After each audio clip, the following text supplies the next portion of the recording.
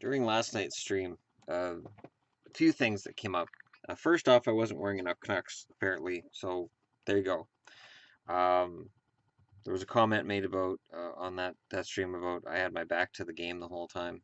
Well, see, I had the computer right about here, so I can if I'm watching this, I'm watching the camera, I can see the TV in the background. The thing is, if I'm talking on the chat, I'm gonna have my back to the TV. I have these things called ears that can hear what's going on. Therefore, before Sedin scored the goal, I turned my head as a neck. So I turned, the neck's attached to the head. And I turned and saw the goal. And then I applauded Henrik getting his 1,000th point and saw Luongo come out and congratulate him. It's a funny thing too. And then there was one that came in regarding a comment about, well, you don't play hockey, so why should we listen to you? Irony is ironic. And I've thought about that. But a lot of commentators with sports have never played sports. A lot of commentators in politics have never been politicians. And a lot of people who commentate on the news have never killed, raped, or murdered people, but they talk about it. So, and I did kill twice because it's important. It is a somewhat valid argument only with this. I never claim to know what's going on in a locker room. Whenever I make a comparison, I admit I'm comparing it to when I just played games of pickup floor hockey with friends of mine, and I'll use it as in terms of okay, when I played just casual 4-on-4 with friends of mine, these were things we weren't, we wouldn't do. There was a certain amount of respect you showed to other players who were there, whether they were your friends or not. And when I see NHL players not showing that respect, I go, wow, that's stupid. Because these guys are all making millions of dollars and they're all in the same union, so they should be somewhat united. You fight against each other, sure, but cheap shots and attempt to injure and shit like that shouldn't be happening. And it's fine. It's a valid argument. The part that I find weird is that I do get comments from people who clearly watch a lot of my videos. When I watch YouTube videos, I watch videos of channels I'm subscribed to. On the internet right now, there's this weird thing that's happened. The U.S. election's another example of it, where you have people on one side who hear one side of the argument, and people on the other side hear the other side of the argument, and there's no crossover. You won't hear anybody crossing over. And sports has kind of gone that way too. You subscribe to your pages, I subscribe to my pages, and we don't cross over. And what I try to do with this channel is just don't worry about who's on what side and don't be a fanboy and just, commentate and just give my view on something I see or something that I observed in the game.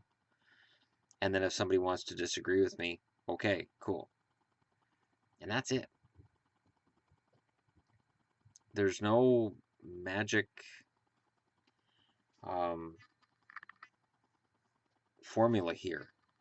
I discuss what I feel is key for that day. I was accused at one point of clickbait. I think that was the Cody Eakin hit on Lundqvist. The thing is, in that video, I leave a link to the actual video of the hit, discuss the hit, and I'm doing a really bad job at clickbait if clickbait's what I'm doing because my revenues, and I discuss revenues here and there, and I'm honest and transparent about it, and not very many channels are that I've seen. And once I get to the point where I can have once I get to the point where I have enough subscribers that I can actually have sponsors, I will just drop the whole revenue discussion because YouTube revenue won't be an issue. I'll just demonetize everything and just, go with sponsorships from there. But I'm not there yet. So, the revenues have stayed relatively static since September, even though my subscriber counts have more than doubled. So, and I don't say a whole lot about it. I mean, and they fluctuate wildly. They've actually stayed at $4 a day or above for the most part for the last 28 days, which is a a decent increase if it stays there. But, you know, I had the one day with the Cody Eakin hit, I made $17 in one day, or $22 in one day. And then went right back down to 5 the next day. So when a video goes viral, you'll make money on a video that day and then it just drops. And, you know, I could probably recreate that a few times, but, you know, it has to be something I care about. So if I do a video for you guys, it's because I care about a subject, I care about a topic. So I can't, part of the reason, like I got asked last night again about the Spengler Cup. The Spengler Cup, I'll do a video on, I'll probably do that later today. We got some running around to do today and some errands to run, but I'll probably have some time later today to do one. And it's the Spengler Cup is something that I only half pay attention to while it's going on, but when you get into the history of it, it's actually kind of an interesting thing. So I'll discuss the history of the Spengler Cup, but that's really all I try to do with my channel. I just have all these magazines here and all this information that they provide, and I look through them regularly. I go through at least, I would say I read through at least 3 of them a day. I'll just grab a random book from a random year and just go through it. You know, as a for instance, I'm just using this as a for instance. This is the 2002-2003 Hockey News Pool Guide with Matt Sundin on the cover. 500 projections. There's a young, fresh-faced Jerome McGinley with the Flames. New generation of NHL goaltenders comes of age. And who do they have on the page? Kevin Weeks. He's the goalie of the future in Vancouver, you know.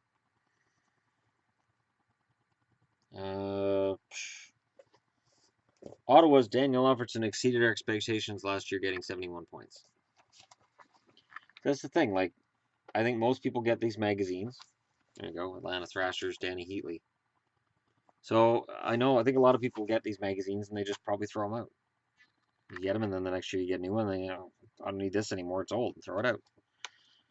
But there's some almost guaranteed interesting things here. The first page of players: Nikita Alexeyev. Alexiev's a future star power forward. Our concern is how long it will take him. On the Lightning, he'll get an opportunity, but it should take a couple of years. He's coming off of 8 points in 44 games, and they projected him for 26 points in 72 games. When Nikita Alexeyev becomes a star forward in the NHL, I'll let you know. I'll just go to a random page again. And there's Trevor Linden, the year he went back to Vancouver. He is 32 years old. Notice how he's not gray and he doesn't look like he's 85, like he does now when they interview him. Return to Vancouver didn't spark Linden's scoring touch, but scoring hasn't been his role for a long time anyway. He's a checker whose biggest asset is his leadership. Also on this page, Eric Lindros, who was coming off of a year where he had 73 points in 72 games for the Rangers, which was a year after he had a year off. The key with Lindros was that he remained fairly healthy almost all of last season. The second key is that we have no idea if he could do the same thing 2 years in a row, and he couldn't. And then on the next page, you have Manny Malhotra. This is coming off of 14 points in 72 games. If Malhotra hadn't been rushed to the NHL with the Rangers, there's no telling where he'd be now with his development. As it stands, there's no telling what he's able to do offensively. They project him for 22 points in 73 games. This was when Malhotra still qualified as a failure, as a disappointment. Rangers rushed him, he never reached his offensive ceiling, and he was starting to get passed around the NHL. All he did was become probably the best face-off guy in the NHL and a really, really fantastic third-line center. And now he's got a role with the Canucks that seems to be making a difference for them. You look at the face-off percentages of the Canucks right now, they look pretty darn good. I can't get that to go back where it was in the first place. I'll throw it over there. But that's just in a nutshell, that's something I will do from day to day. So when people come in and they want to criticize, it's like they're pigeonholing me with others. And they're basically saying because I didn't play in the NHL, because I didn't play organized hockey, then my opinion is moot. But the information's there. So I just figured I would just throw a video up today at the start of the day to say, hey, I noticed these things in the chat, I ignore them, and I'll respond to them as maturely as I can later, and now is later. But that's the thing. I've got shelves upon shelves upon shelves of hockey magazines, and I buy hockey magazines, and I see a Von size roll when I buy them because it's like, where are we putting them? Because I don't throw anything out. When I moved out of my apartment, I found magazines dating back to 1997. So, that's 20 years of hockey magazines. And they are, to me, they are a window into where we were in hockey in that season, in that moment. That's why I keep them. Because when I look at a magazine or a book like the Hockey Guide and Record book, which is huge, it's got all this information, but it doesn't tell me how analysts felt 15 years ago when something happened or 20 years ago when something happened. I have magazines that tell me all that. I have one sporting news magazine where Mike Keenan wrote all of the reviews of all the teams. And it's fantastic that Keenan writes up all of them, even when he was a coach of the Canucks. And he criticized his own team, which I thought was both brave and stupid. But hey, I appreciate those of you who subscribe, and I just wanted to throw a shout out to you guys. We are 102 away from 2,000. I appreciate every share, and I appreciate the 4 patrons I've got on the Patreon page. I will be putting a video together this week for patrons only, which will not divulge any information that's particularly earth-shattering, but just more personal stuff than the standard everyday videos that I do here. So appreciate it. And I did end up drinking all this last night during the game. So and then Yvonne drank all of hers that I bought her, and we were pretty happy. So thanks for all you guys who watched the stream. Sorry I wasn't wearing all Canucks gear, but I just come in. I got the stream going as soon as I sat down. I'd been wearing Blues because I hadn't worn that Blues jersey in a long time, and this jersey makes it look like I'm a little kid wearing Dad's shirt because it's a large. I don't fit a large. I need to get a small. Alrighty, thanks for watching. I'll talk to you again really, really soon, and don't forget to hit like and subscribe if you're just browsing through. And happy Hockey Day today. And while I'm here, before I go, because hockey's going to be starting early because it's Saturday. So why don't I just take a quick cursory glance at today's games? Make sure they're today's games. Yes, they are. I'm on the TSN page again. Okay, St. Louis is in Winnipeg. I'll take Winnipeg to win that one. They pulled Jake Allen 4 times. Carolina's in Columbus. I'll take Columbus to win that one.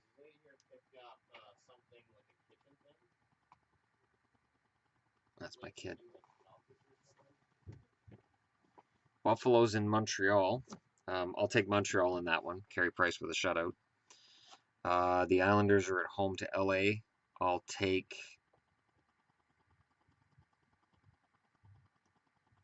That's tough. I'll take the Islanders. I'll say the Doug Weight experience continues and Thomas Greiss gets a 3rd shutout in a row. Jersey's in Philly.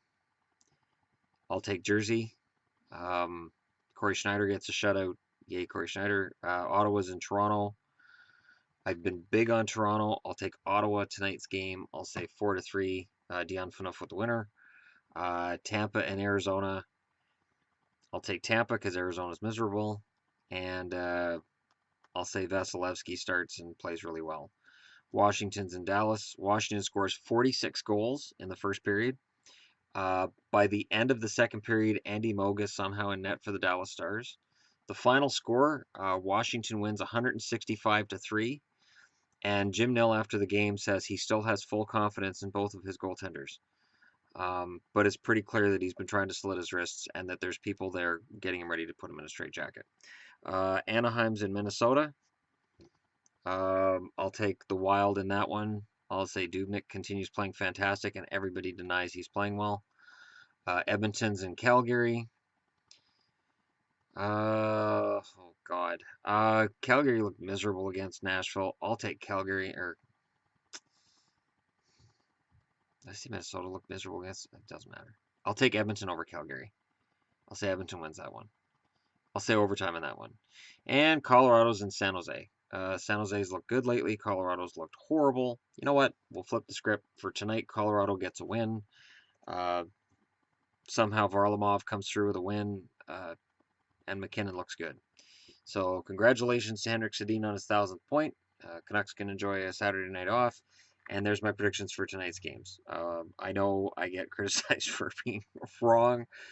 I don't very often, but what the hell? I'll throw them out there. Thanks for watching. I'll talk to y'all again soon.